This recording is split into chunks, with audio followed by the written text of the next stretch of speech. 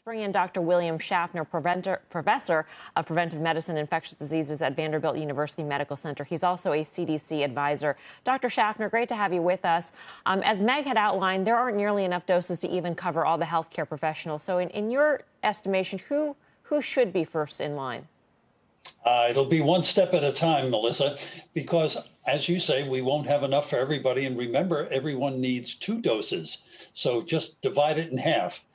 We're going to, in each medical center, decide who should be first among the first. And that's likely to be people working in emergency departments, intensive care units, first responders, people like that. And then we'll expand it out to the other healthcare providers and also people working in nursing homes. And as Meg said, one of the discussion points today will be whether the actual residents of nursing homes ought to be included in this, as they call it, phase 1A. So step at a time, as more vaccine comes out, we'll be able to give it to more people. In advising the CDC, doctor, are you also, taking into consideration how many points of contact each potential person receiving that vaccine would have? And so therefore, the people with the most points of contact should theoretically be at the tippy top, as you say, of that line. Well, each medical center is going to do it actually in their own specific way. But the point is, the folks who have the most contact with people who do have or might have COVID clearly will be at the tippy top, as you say, of the spear. Meg, I would imagine that there is a political aspect to this as well. I mean, you had mentioned that President Trump is saying that he'd like nursing home to get an allocation of the vaccine, but also to make sure that communities who are hardest hit by this pandemic also get their fair share.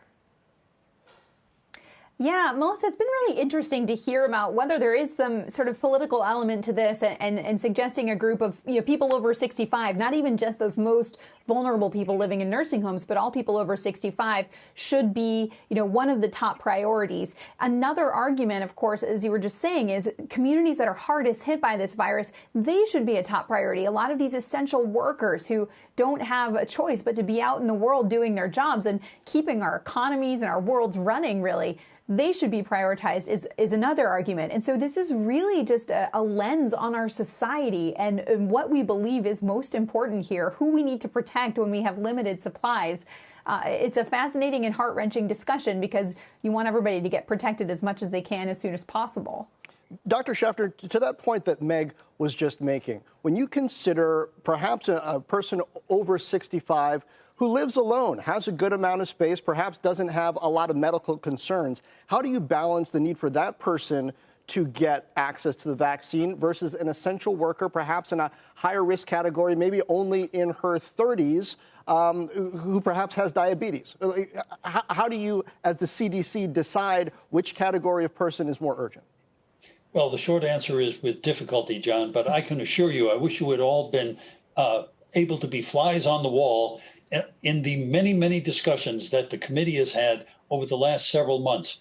We've had focus groups of just normal people out there telling us what they think. We've had medical ethicists in.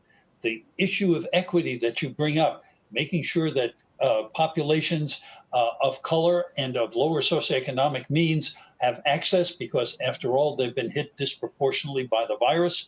All of those things have been discussed very, very extensively.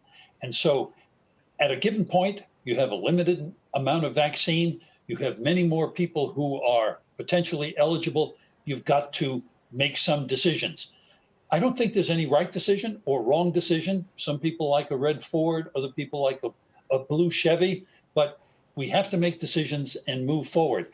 One thing I would say, it's time for the politicians to be quiet. We ought to let this be done by public health and medical and scientific reasons, because that will generate the most confidence on the part of the people out there. And there's a lot of skepticism. So we're going to have to reassure those people, give them information so they can make good judgments for this themselves. Shepard Smith here. Thanks for watching CNBC on YouTube.